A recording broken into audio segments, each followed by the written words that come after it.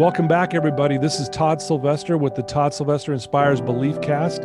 Thank you once again for tuning in. I'd like to give a shout out to our sponsor, Veracity Networks, and my good friend, Drew Peterson. Thank you for believing in me. I can't tell you how much that means to me. And I want to thank all the listeners who tune in week after week after week. We are blowing up, and it blows my mind, but I shouldn't be surprised because it's because of the amazing guests that I have on. It's really nothing that I'm doing. It's just more I'm luckily having some amazing people on this, and today's going to be no different. Today we are joined by the best-selling author of Starting at the Finish Line, Matthew Newman. Matt, thanks for joining us today. Thank you so much for having me. It's an absolute honor, and I was really looking forward to this. Yeah, no, I've been looking forward to, I'm always excited for my guests, but man, this one has been a little extra special because I've done a lot of research on Matt, and I want to give just a little background on Matt for our listeners before we get started. He's married to his beautiful wife, Rebecca. He has 3 amazing children. He's a cancer survivor. At age 39, he was diagnosed with brain cancer, and he's going to talk a lot about that. You actually got to ring the gong. And that really stood out to me, and it tears me up a little bit because my daughter got to ring the gong.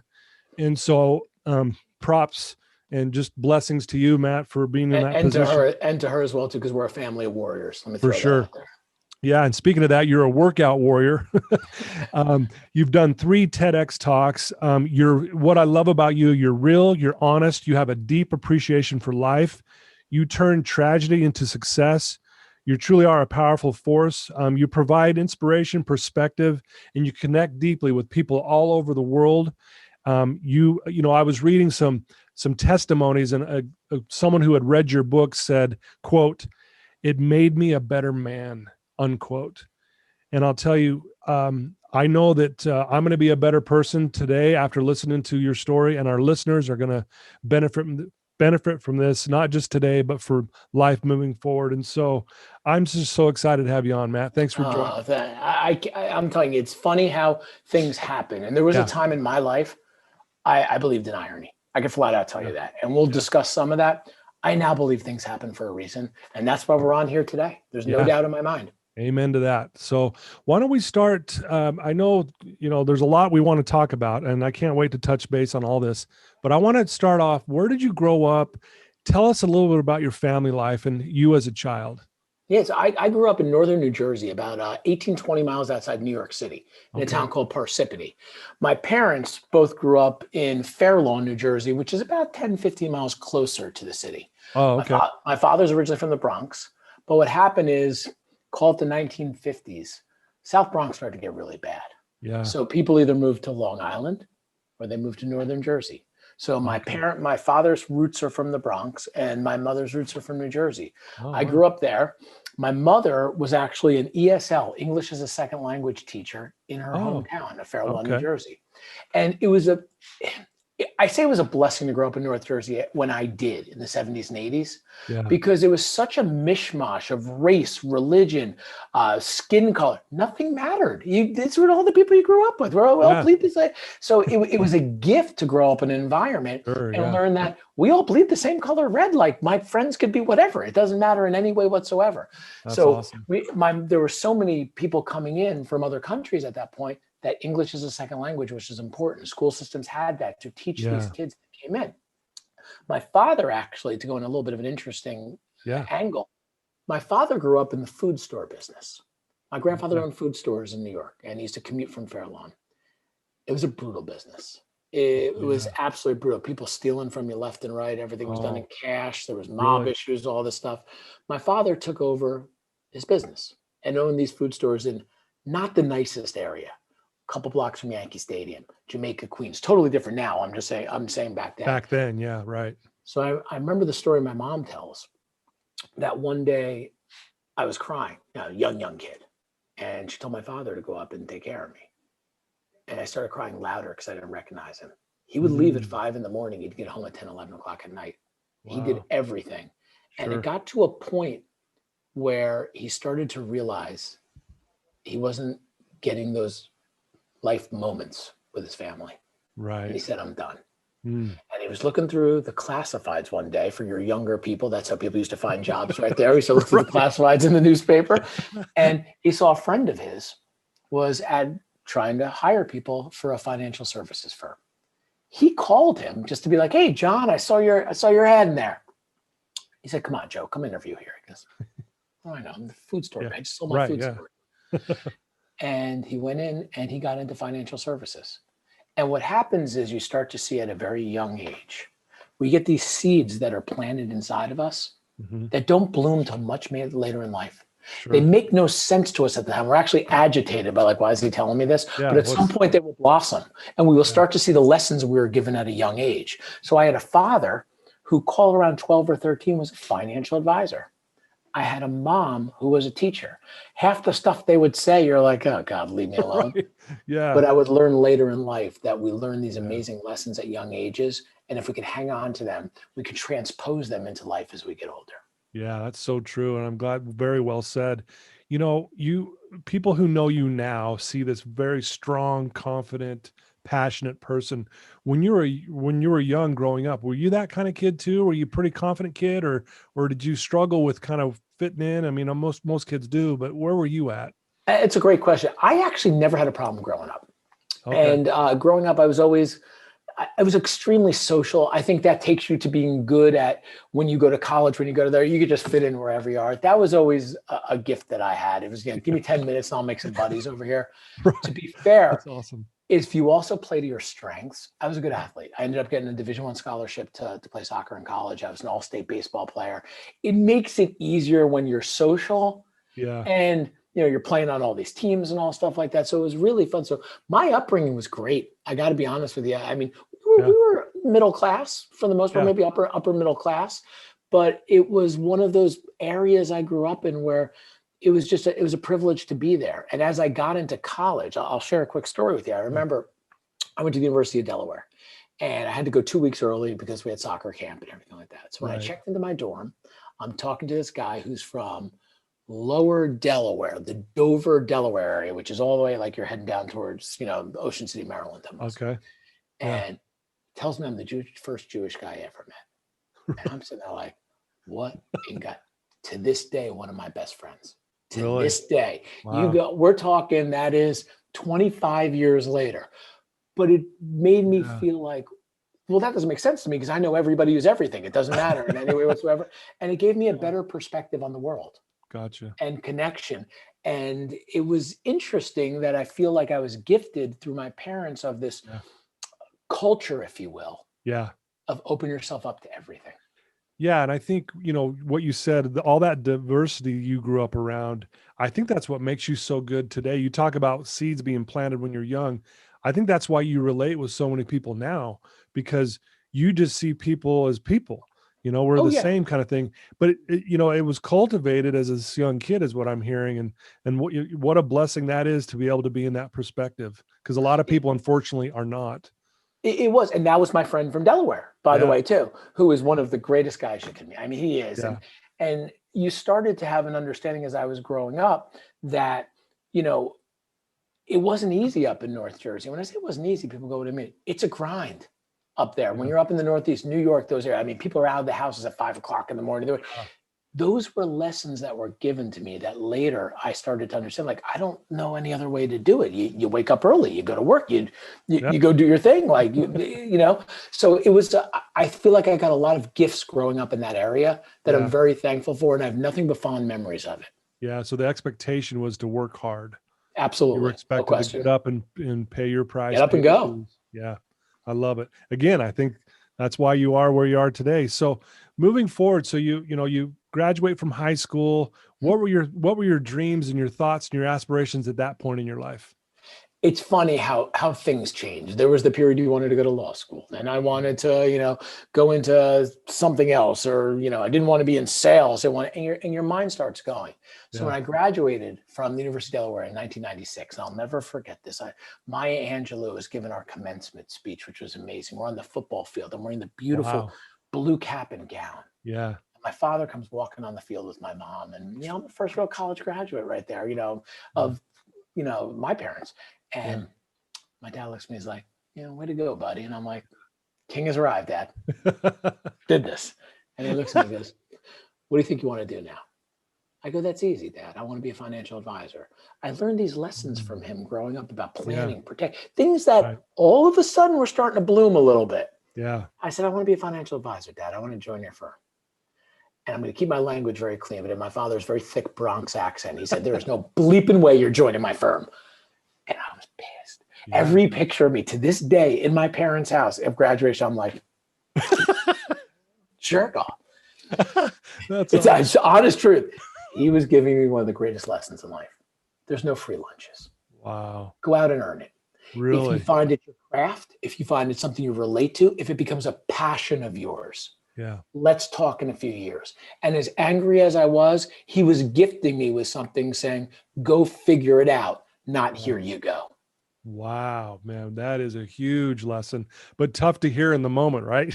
Oh, it was. Oh no, I'm telling you, the pictures are hysterical. I know. I started, yeah, I'm mad. But it was looking back on it. I would do that for my children. Yeah. Well, again, it kind of probably triggers to go back to okay, now I'm going to have to work hard, and I've been doing that my whole life at this point. So here we go.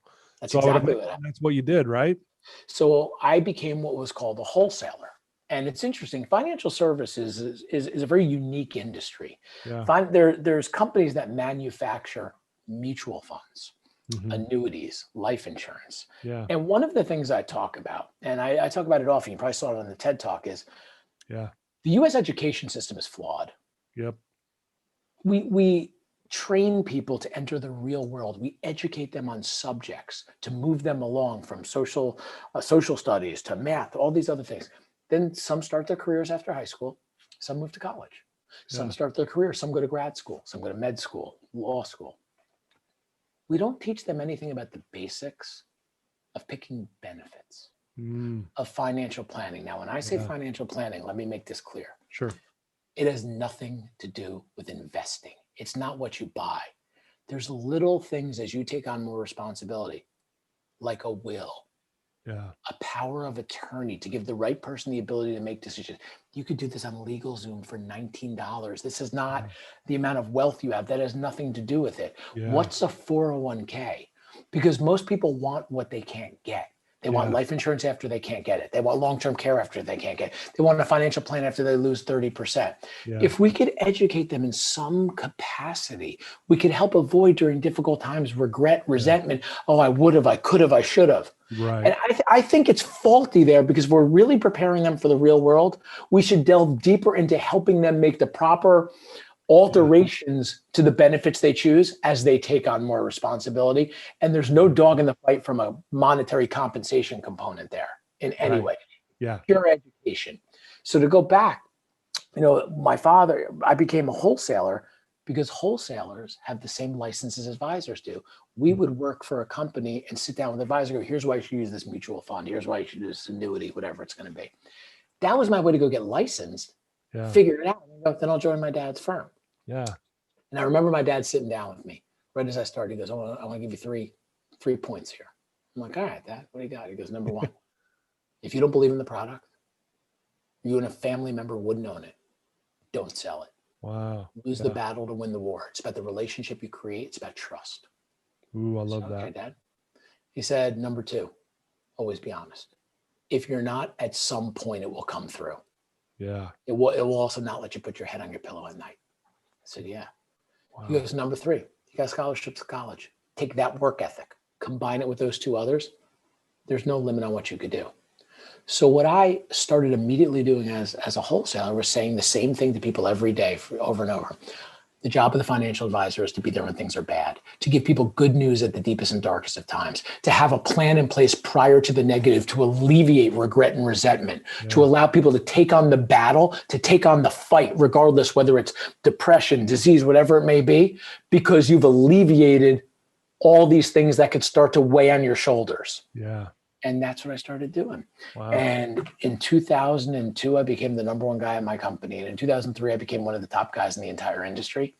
And I remember my father sitting down with me going, not bad, kid, right? I'm like, that kind of like Delaware. Not bad, right? He goes, right.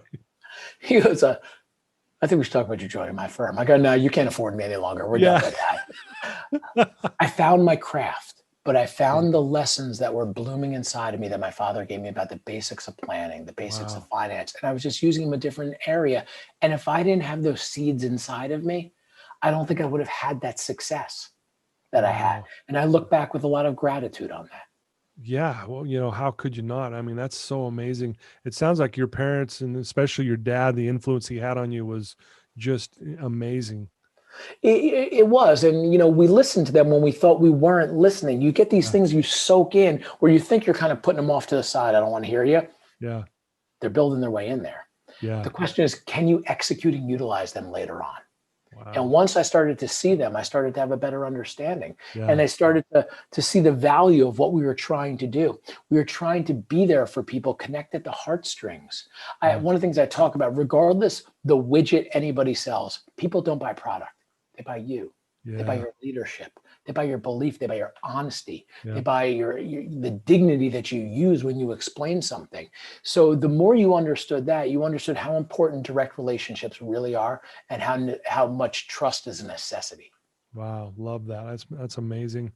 Well, one of the things you love to say, and I know you believe it, is that we learn our greatest lessons at our darkest times. I And do. and I want to talk about that because there's so much we can talk about. You do so many amazing things, but this is a part I really want to get into because Mhm. I think a majority of people listening to your story right now on this podcast, this belief cast, they are in a dark spot or they've been there or they've got a son or a daughter who's there. So let's talk about that because you've gone through some dark times as well, even though it sounds like things are going well at this point in your life, but you were faced with some really scary, life-threatening challenges. Yeah, and I'll give you a slight perspective on that to answer your Please, question. yeah. So I moved down to Philadelphia when I started my career. Now, I was the North Jersey Giants fan who moved down to Old City, Philadelphia on the cobblestone streets, Liberty Bell, National Constitution Center. I was put in my place Wow. very quickly about being a Yeah. Giants fan as I was getting berated. I'm looking around like, are you yelling at me right there? But I will say this, for the guy who grew up in North Jersey, I knew within a day of being in Philly, that was my new home. I loved it. There was an Really? ambiance. It was infectious. It was Yeah. young professionals starting their careers, all these grad schools and medical schools and law schools already. It was an ambiance you wanted to be a part of. Yeah. And it was something I fell in love with immediately. And I still live in the Philadelphia area now. So I was there. Business is going great. I had no interest in meeting a girl as I was living life. And the minute you're not interested, I met my future wife, Rebecca, immediately. I know. And we got married in 2006. My Oh, wife grew up in a very different environment than I did. okay. I'm the Jewish guy who grew up in Northern Jersey. Mom's a teacher, dad's financial advisor. She grew up in old mining country, Pennsylvania. Mm. Her father was a highway construction worker. Mom was a janitor. She grew up in a 600 square foot row home. I went to college and had a wonderful time. She worked full time to put herself through college at Temple, and she had to go to a state school so she'd be able to afford it. And Man. a very different upbringing, Catholic, Jewish. But you heard all this negativity about in-laws. My father-in-law liked to hunt. He liked to fish. He liked to grow things in the backyard. He liked to fix things around the house. Yeah. I did none of that. But we both loved to drink a beer and watch baseball, and they were unbelievably amazing people. And I was so proud that we were going to be family together. Wow. And my wife and I got married in 2006. Now, I will do the math for you real quickly. About 9 months later, we were expecting our first child right after our wedding. I'll let you guys figure that one out. And we did what most people do who live in the city. Time to move to the suburbs. Right. Yeah. Time to move to the suburbs. Yeah. So we're going to move to a beautiful place called Washington Crossing, Pennsylvania. That's where Washington crossed the Delaware. We're right on the Delaware River. Great. It's unbelievably scenic, covered bridges, horse farms, but you're in New York in 45, 50 minutes. You're in Philly in 30 minutes. Yeah. It couldn't have been more perfect for us. Sure. Sure. And I remember we were moving in July, and my first child was due that September. My dad sat down with me. He goes, "About to be a dad, right?" I'm like, "Yeah." Because taking on more responsibility. I go, "Yeah." He goes, "What do you say every day? The job is to be there when things are bad, to have a plan in place prior to the negative, to be able to have some semblance of positivity when you truly need it the most, because you don't have to worry about all this stuff that was taken care of." Because do you practice everything you preach? I go, "Absolutely." "Did you do your will?" I go, "Dad, I just ran a Tough Mudder the other day." I mean, down he goes, "Did you do your power of attorney? Did you increase your life insurance? Did you do all the necessary things? You're taking on more obligation. You have more people relying on you. Did you do all that?" I go, "Well, Dad, I'll get to it." He goes, So you don't do everything you say. Wow. All I did is nod my head and went, okay. And over the next 2 weeks, I did it all. And this is not life-changing type stuff. I mean, most of it is a couple clicks of your mouse for the most part on your computer, and boom, you update it. You got it right there. Yep. Right. Did everything I talked about. In 2010, my father-in-law, 60 years old, and got diagnosed with pancreatic cancer. Oh, man. My first experience with cancer happened when I was 15. My Grandma Harriet, was diagnosed with cancer. I wasn't old enough to understand it, acknowledge it, or really get what was going on. But I remember one day she was Grandma Harriet. The next day she was wearing a cancer turban. And the next day she was gone. What I do remember is what it did to my mother. My mother spoke to my grandmother every single day on the phone. Every weekend, we're at their house in Fair Lawn, New Jersey, their house in Parsippany. And I saw my mom cry every single day. I saw her become a different person. And I wish I could have hugged her more. I wish I got it. I didn't understand it. I was 15 years old. And all it did is build up this hatred that I had for cancer because it ruined my mom's life. And she never got over it. Man. My wife, I had a very similar relationship with my father-in-law. She was pregnant with our third child. We had 2 kids under 3. And she made it her full-time job to do whatever he needed to get done to take care of him. She would take him down for his Whipple procedure at the University of Pennsylvania Hospital, 35, 40 minutes from our house. After that, he had to go on chemo and radiation.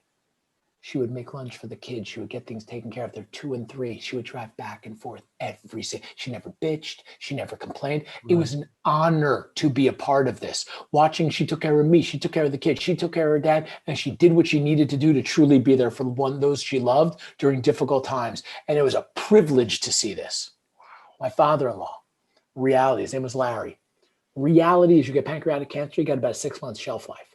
You don't feel what it's doing to you on pancreatic cancer usually until it starts to spread to the liver and these other areas. Right. And I remember sitting down with him. He said he had 2 goals. One was he wanted to see all 3 of his grandkids born. The other was he wanted them to be old enough to have real life memories of him. He was a warrior. I was so proud to be his son-in-law. For sure. Never complained, never bitched, nothing. Just did what he needed to do to truly be there to try and make his 2 goals come true. And unfortunately, cancer is like a roller coaster. It goes up, goes down. It doesn't care about your plans. It doesn't care about what you're doing. Just like other diseases, just like depression, I can go right down the list. They're going to do what they want. It's how do you handle the situation that you're put in right there. And we think we know when it's all rainbows and unicorns, but until you're really backs against the wall, you have no idea how you're going to react. Right. That's a good point. And that's something you learn. So what happened is, as he's going up and down in this roller coaster, in February of 2013, almost 8 years ago to the day, I was driving on a snowy, icy day in a town called Bridgewater, New Jersey. There's fender benders all over the side of the road. And you're just like, I'm not dealing with this. I'm wearing my suit and tie. I'm like, I'm doing 25. And I pull up to the car in front of me at a traffic light. I hydroplane right into the car. The car flips over. Airbags go off. Wow. I'm holding on to that steering wheel thinking all that working out I do is for this. I get out of the car without a scratch on my body. Car's totaled. Police come running over. They're like, dude, you got to go to the hospital right now. I'm like, no, man, beast mode. I'm good. I'm cool. I'm good. They're like, you got to go to the hospital. So I call my wife up, who's shopping at a place called the King of Prussia Mall, taking a little break from Larry's chemotherapy because his roller coaster is going back down this way. Right. Yeah. And I tell her what happened. She goes, you got to go to the hospital. I'm like, no, I'm okay. She goes, don't forget about our friend Karen. We have this friend named Karen Mancini. She's in Bluebell, Pennsylvania at a traffic light. And some dude comes flying through and T-bones her. Oh. Police come over. She's fine. And police come over. They go, you should go to the hospital just in case. She's like, okay. They bring her to the hospital.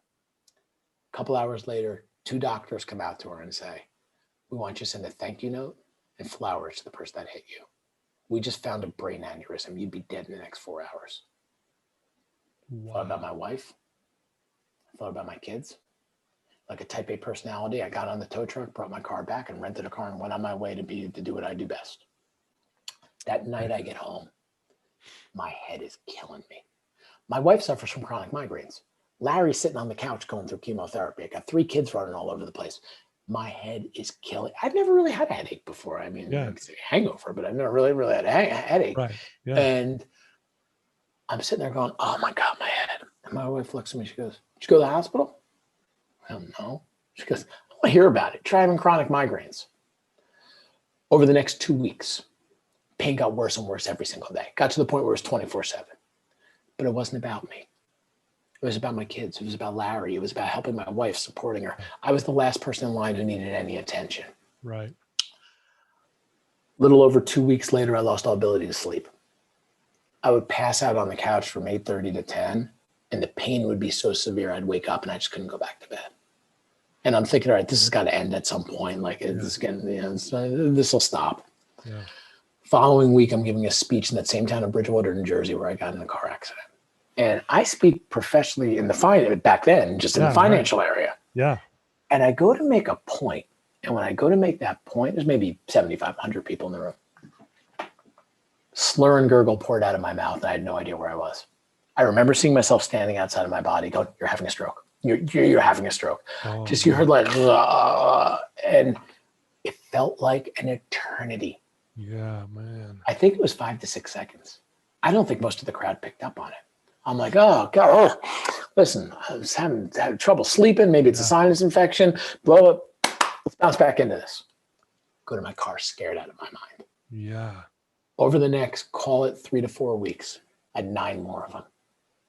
One when I'm training for a race, running on the Delaware River with my wife. One while I'm driving. Another one while I'm speaking.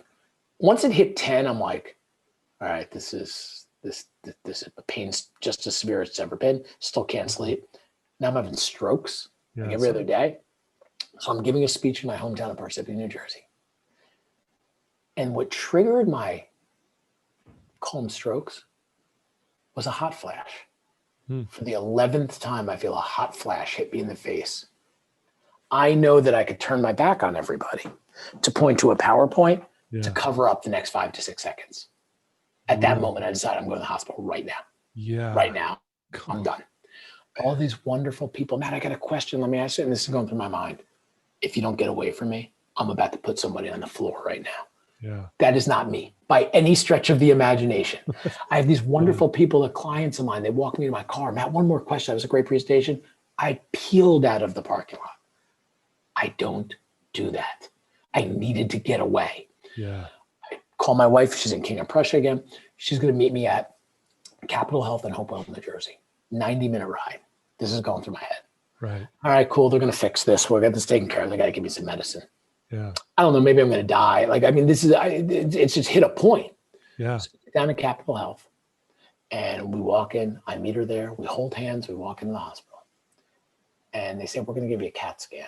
I'm like, CAT scan? Right on, man. That's easy. It's like an X-ray. No big deal. Right. Give me a CAT scan. And 3 hours later, when they walk in, they go, Mr. Newman, we know the issue. I'm like, yes, diagnose it, fix it. What's the deal? What do we got to do? Yeah. Enough. You have a lesion on the left frontal lobe of your brain. Now, here's what's interesting. I'm going to divert for a second. Sure. For anybody who's in any type of industry who's listening to this, we often speak the vernacular of our industry. The average person has no idea what we're talking about. It's like when my mechanic is telling me what's going on, this is going through my mind. How much does it cost? And when can I pick it up? I have no idea what you're talking about right now. It's so true.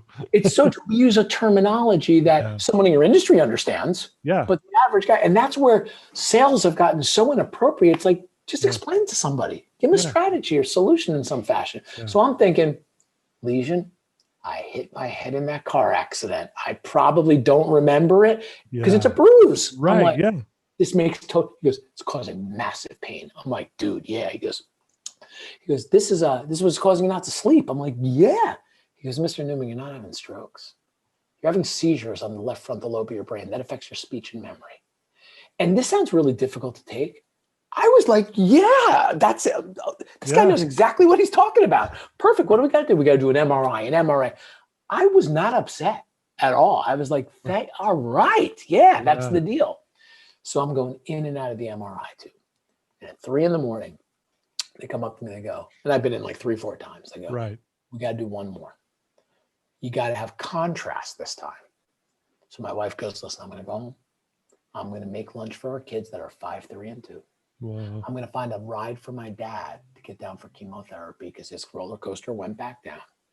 I go, I'm going to be in the tube for an hour, so don't worry about it. So they come in with a wheelchair And I had just run something called the Broad Street Run in Philly. It's the largest 10-mile run in the country. My wife and I do it every year. Right. And they come in, they go, all right, Mr. Newman, jump on the wheelchair. I'm like, I've had it with wheelchairs. I'll walk. I just ran the race the other day. They go, Yeah, I'm fine. yeah, it literally, they go, Mr. Newman, liability, Yeah. can't walk. So I get in the wheelchair and the woman grabs the clipboard. All right, Mr. Newman, we got to do an MRI. This time we got to do contrast. We need to see how big your brain tumor is. I go, it's a lesion. And that was the moment at 39 I was diagnosed with brain cancer. Wow. Wow. So yeah, I mean, that's such a great point that you point out. Like, we hear the vernacular of certain industries. We don't have any clue what they're saying. So you looked at it as it wasn't a big deal, you know? No, I thought it was a bruise. I thought it was a bruise. Yeah. Now it's interesting. I'll give you one quick point on this. Yeah. One of my best friends is the head of pediatric anesthesiology at Columbia Presbyterian up in New York. And he's godfather of one of my children. Okay. My wife called him after she heard about the news about the lesion. He knew exactly what it was. Yeah. Now, I wasn't in that room. Right. I was connected to a million machines, all this other stuff like that. I could tell when she came in, she knew. She knew. Yeah. Because he understood the vernacular. It was his craft. Right. The average person, I'm thinking, I got a bruise on my head from a car accident. Okay, what's the big deal about that? Not a problem. So to validate your point, he knew it. He knew exactly what it was when you said that to him. So you hear this news, and obviously your wife already knows at this point. I mean, obviously this heavy, heavy news to hear it that way. How did you handle that? And what did it look like the next couple of weeks moving forward after hearing that news? So they put me in the tube for about an hour and a half in the MRI tube. My head's all over the place. They brought me back. They plugged me into about 30 different machines. And I just started to cry. I started to have retrospective on my life.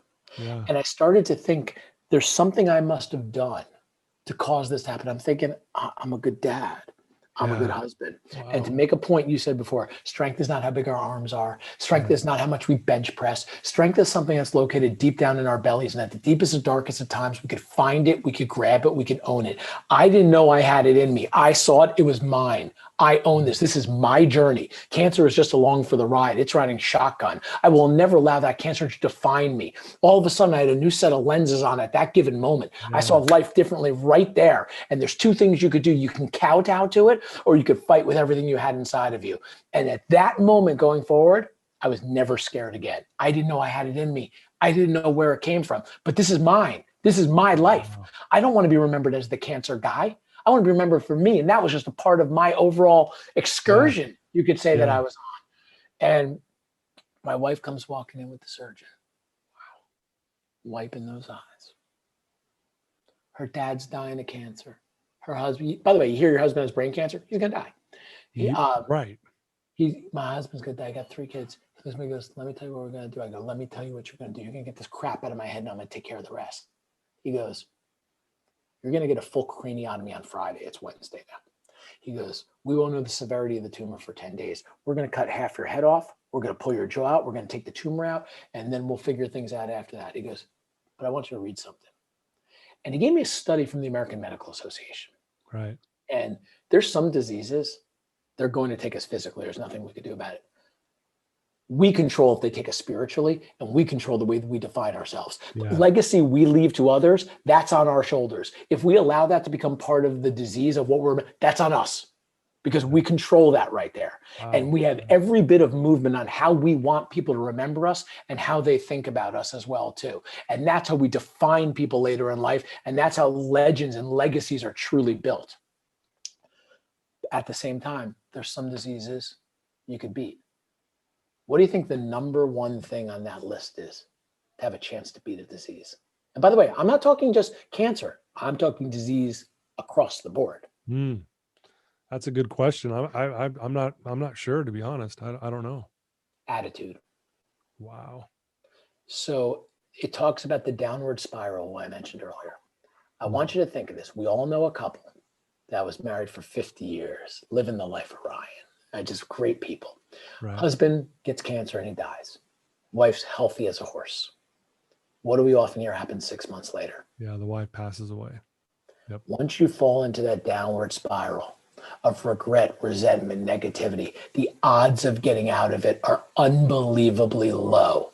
All they were doing is pouring kerosene on my fire. Now it was, now I don't want to fight. I want to kill. Let's go. Let's do what we got to do. And I remember my wife looking at me, and I'm getting there. I'm like, she goes, our parents are on the way over. A couple of things I pointed out. One, your dad's not coming. He's not my father-in-law. He's my cancer partner. I don't believe in irony any longer. He was there to show me how to have dignity, how to act properly, how to be a warrior, how to fight, how to truly put family first. Love it. Things happen now for a reason. And it was at that given moment. I knew how my parents were going to be. Your son has brain cancer. He's going to die. Yeah. So I turned to my wife. I go, do me a favor. Give me the iPad. She goes, they're going to be here in like 20 minutes. Do you want to watch a movie? I go, just give me the iPad. Let me look at it. She goes, yeah, sure. So I pull up the iPad. I had to make sure I was going through major surgery. The first thing I had to do was make sure everything that I talk about was taken care of. Practice what you preach, right? First thing I did is pulled up my will. A will, $19 on LegalZoom. Done. I pulled up my power of attorney that my wife makes all decisions on anything. Done. I pulled up my life insurance. Things I didn't want to do back in the day, but I practiced. Done. I went through the whole thing. And that was the moment I realized every speech I ever gave in my career was actually about me. I just didn't know it yet. I was the shoemaker whose kids had shoes. I did everything I talked about. What if I wasn't born into this industry at some point with my father? What if I didn't learn these lessons that would bloom it? The education system did nothing to teach me this. Right. I could have sat there with regret and was like, oh, I should have done this. I couldn't have done that. And then boom, downward spiral. Instead it was done. What next? What do we got to do? Where do we got to go? Yeah. So my dad walks in. Well, let me say this. Larry walks in first. Says nothing to me. Nods his head at me. I nod my head at him. That's all we needed to do. Walks in with my mother-in-law. My mom and dad walk in with the same fist he gave me at Delaware. Hey, buddy, how you doing? But I saw it in his eyes. I saw the fear. I saw the anger. I saw the evilness. I said, Dad, sit down for a second on the bed. And I grabbed that iPad and I went through the whole thing. I took that iPad, this one actually. Yeah. I threw it on the bed and he goes, there's only one thing on my mind, Dad. He goes, I go, getting better. My family's taken care of. I have everything covered. They'll grieve forever, but they'll maintain their lifestyle. I'm gonna beat the shit out of this thing. Pardon my language there. Sorry.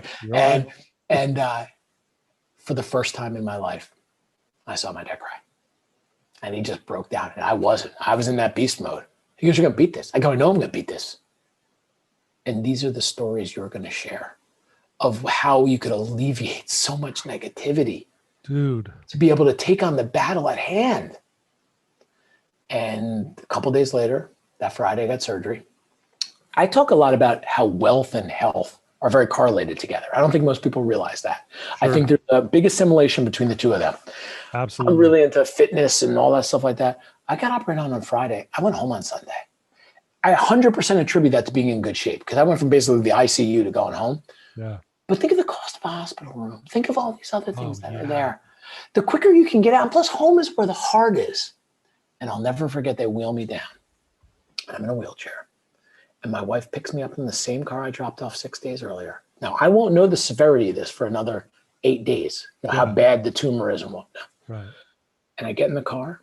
I got a second head. I look like a train wreck. And she drives us home. We only live maybe 5-10 minutes from the hospital.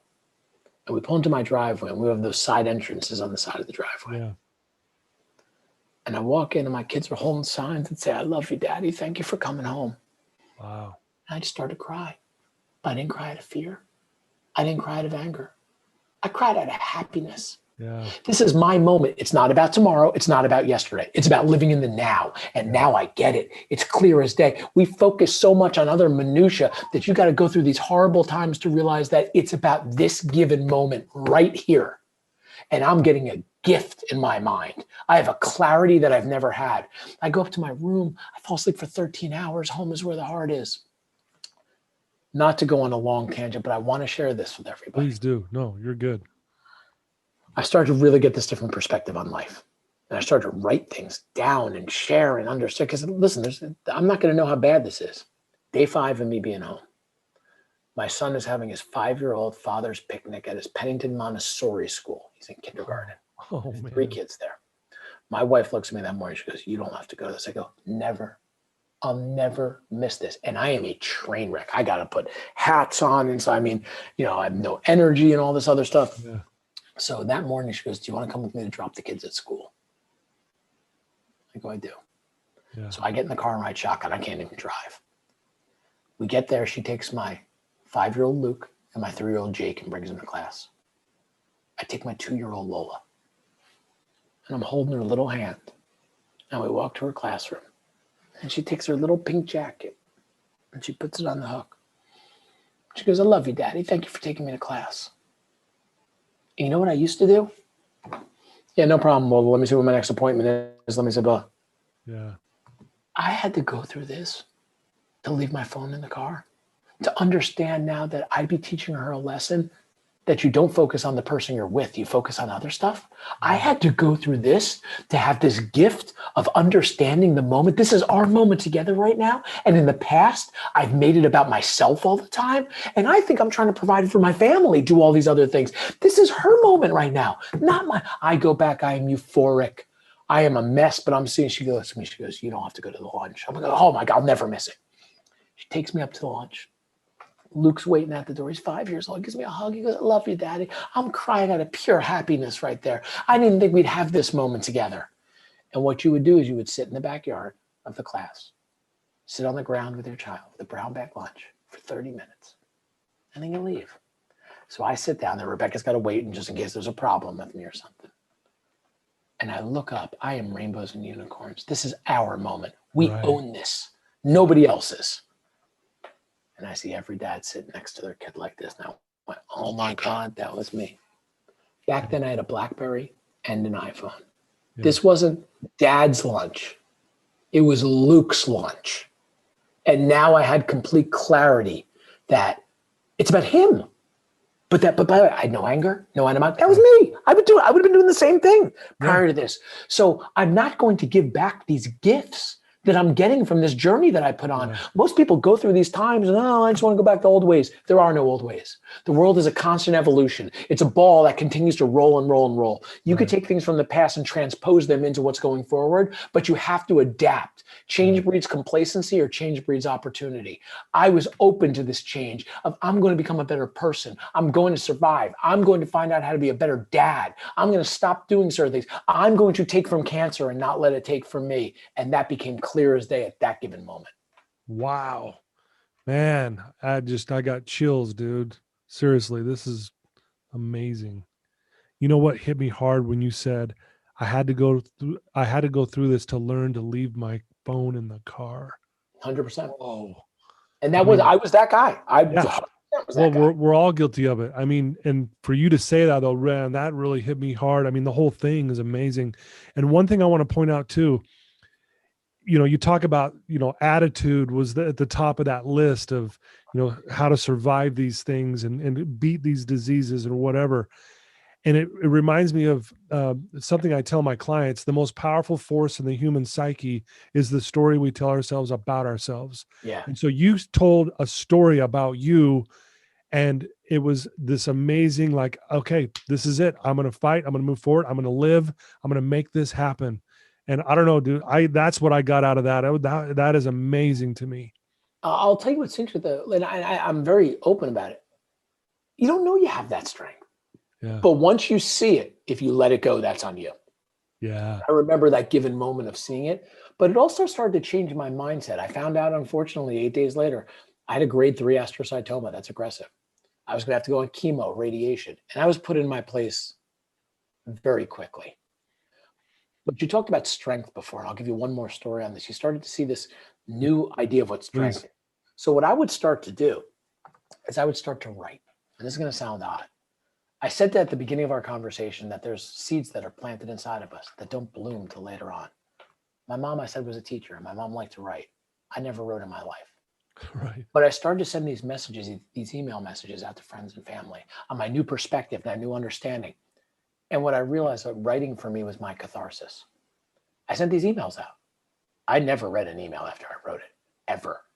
Right. And I would get these reactions and all this other stuff. Matt, you need a cancer test. I would do that. So as I'm going through chemo and radiation, I started writing a lot. Yeah. But I'll never forget, I go up to them and said, I want the earliest radiation you can get. I said, this is my life. I own it. I'm going to work out in the morning like a maniac. I'm going to go to work. I know I'm not going to be able to work the whole day, but I'm not sacrificing time. They said, Mr. Newman, we start at 7 a.m. You could have the 7:10. I said, fine. I'll be here at 6:30. No problem.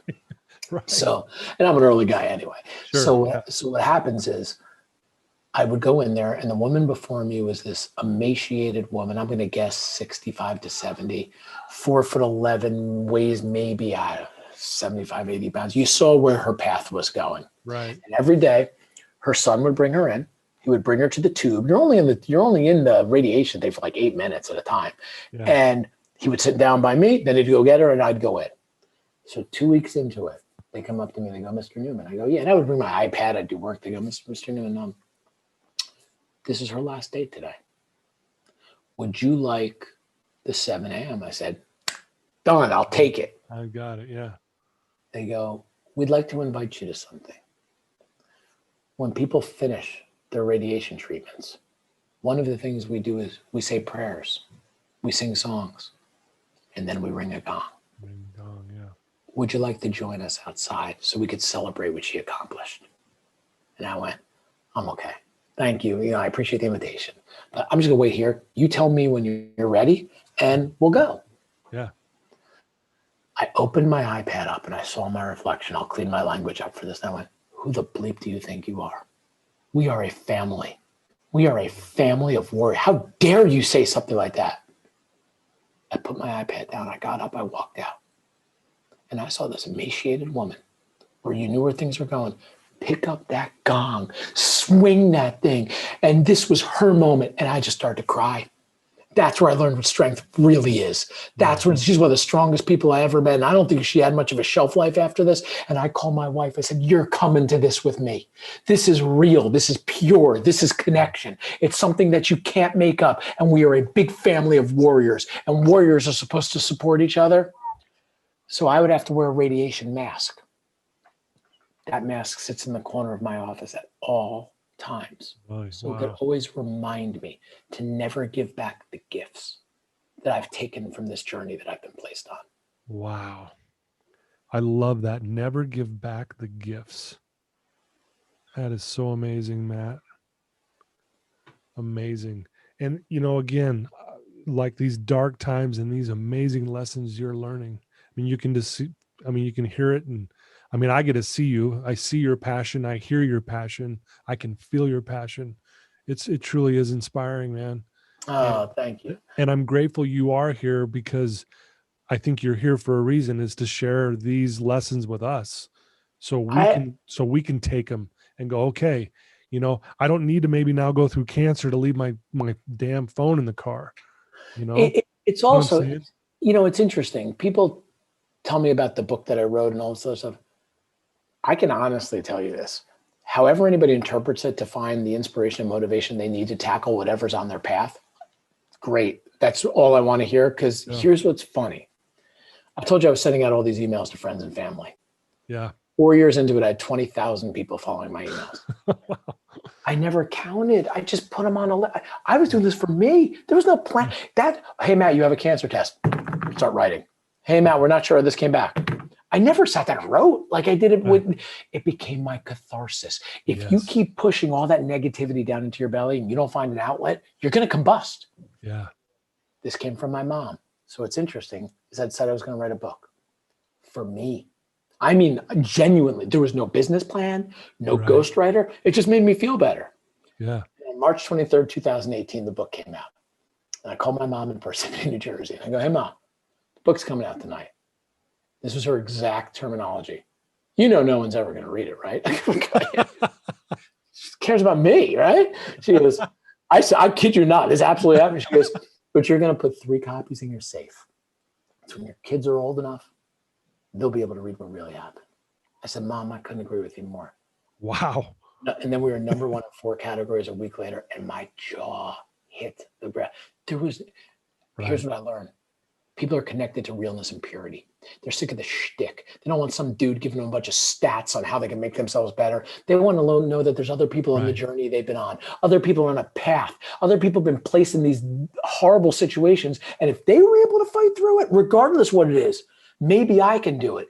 And I can tell you I did it for me. There was no intent on that in any way, but with great power becomes great responsibility. And we have an obligation that if we can help motivate people to take on the challenge at hand, to fight, to plan, to do the things that will help them appreciate life better, there's no monetary value that that could be exchanged for that feeling of deep-rooted, heart-strung connection, which is real.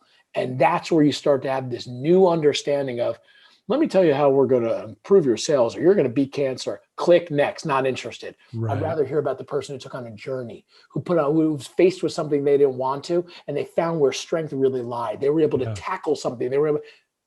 That's real.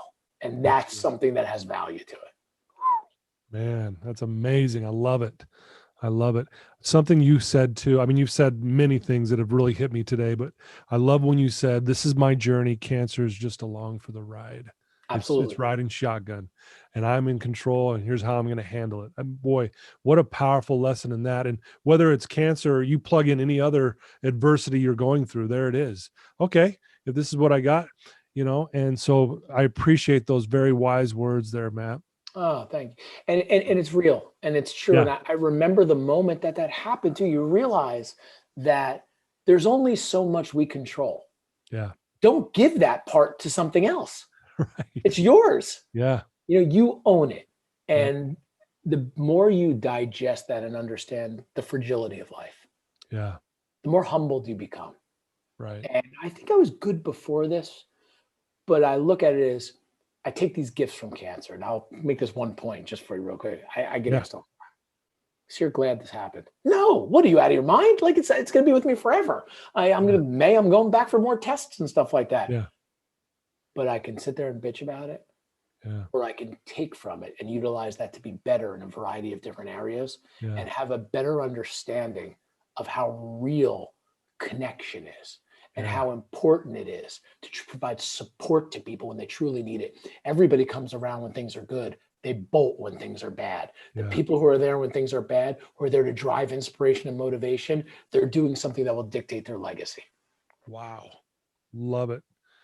Well, I know there's some people listening to your voice right now who are in a bad spot. They're in that darkness and they're struggling. You've said many things that we can already take. Is there any advice if you're talking to one person right now who's feeling like, man, I can't do this. This is too hard. What would you tell that person right now, Matt? So a lot of us have great support groups. I was very fortunate to have that, but I work with a lot of people that don't. A couple of ideas I'll give. One is find somebody you can talk to. Sometimes it's just getting it off your chest. Sometimes, as I mentioned before about combusting, we keep things inside of us and it causes bad things to happen. Just getting it out sometimes to someone who's not going to judge you, who's not going to hold you accountable for what you said, but is just going to be there for you. It sometimes does a lot more than we realize. And it provides a refresher, if you will. Yeah. Because you've alleviated yourself of a lot of angst and anxiety. Also remember this, you're on a long road. Don't make it shorter than you need to. Sometimes you just got to drive through negative moments, but it's okay to ask for help. My catharsis was getting it off my chest. I don't know why. Most of the people I talk to, they only want to talk to someone who's been through it. I've been with people who their family didn't know what they were going through, but they'll talk to me about it. So find someone who's on a similar path and you might get more inspiration than you realize because you're not alone on your journey. Don't think you are. Everybody's got this fictitious rainbows and unicorns BS story. We've all got our scars. We've all got our demons and we've all got our battles. We try to hide behind this facade of the way we dress and the way we look. Everybody's got something. You're no different than anybody else. Right. The more you talk through it, the more you're alleviating yourself of that negativity that's bottled up. Boy, that's beautiful advice, Matt. I love it. And I think what that does too is it forms that, like you keep talking about, connection. When we feel like I can talk to someone, now I'm connecting. Just like I'm connecting with you right now, man. I truly feel connected with you and it feels amazing. That is beautiful advice. There's so much I could talk to you all day, dude. This is amazing. Your energy is just infectious. I just freaking love it. One other thing, if some people want to reach out to you and they've heard this today and they're like, man, I want to get a hold of Matt. Yeah. I want to know what he's doing. I want to get his book. I want to learn about his courses, everything. I want to know more about financial planning, whatever it may be. What's the best way for them to do that? Yeah, and nobody be bashful, please. I'm going to give you my website address for a reason. I'll explain. It's Matthew, MATTHEWS, Newman, NEWMAN.com, MatthewSNewman.com. Now, I must say the only person that calls me Matthew is my mom. Nobody else does. But MatthewSNewman.com. The reason I'm giving you that is you have all of our social media on there. You have direct contact right to us where it'll email directly through there on there. Okay. It's got not all, but it's got a ton of speeches. It's got when I was on ESPN, all this other stuff. So there's things you could listen to, but if you want to contact us, it could be on any social media platform from there, or it could be a direct email. So it's the easiest way to have one area that can blossom into a number of different ones. Right. And any way we can help. We do a lot on Instagram and whatnot about quotes that just come from my stomach and heart, and I never thought anybody would care about them, but they go over, really, because you realize you're not on your path alone. Yeah, no, and that's where you see things. Right, that's beautiful. And again, I know you probably said it, but they can also order your book right off your website as well. Is that correct? Yeah, and it'll take them right to Amazon. So Amazon's the easiest one. Sure. You can go on Goodreads, Barnes and Noble, all stuff like that. But you can go on our website and it'll take you right to the page, and it's called Starting at the Finish Line. Starting at the Finish Line. That's perfectly well said for your story and this and that. But Matt, I can't thank you enough for taking some time today and sharing your passion, your love, and just your will to make this world a better place. I can't believe I'm sitting here with you today, and I've been uplifted, and I'm seriously, look at this, dude. Seriously. These are notes I love it. I'm taking from what you've said, and I'm going to incorporate it in my own life. I'm going to help my family out with those. I'm going to teach them to my clients. I'm going to actually share this podcast, Beliefcast, with I have a bunch of clients that I work with who are struggling with addiction and depression and anxiety. And this is going to be one that they're going to listen to. So this has been beautiful. It's been a beautiful moment for me with sitting here with you. The honor has been mine, and anything we could do going forward to help out and do other stuff together, it's absolutely my pleasure. And I want to thank everybody for listening as well, too. Yeah. Thanks, Matt. Well, there you go, listeners. I told you this was going to be amazing. I mean, I should have told you to buckle up because this energy he has is infectious. But thank you for joining us once again. Please share this with everyone you know. I don't care if they're, just like Matt was saying, everyone's struggling with something. They may have just not said anything yet. Share it with everyone, but especially with those that you know who are in a dark spot and are struggling with life right now. Unfortunately, a lot of people are in that spot, but this will be one of those uplifting and inspirational moments in time for them.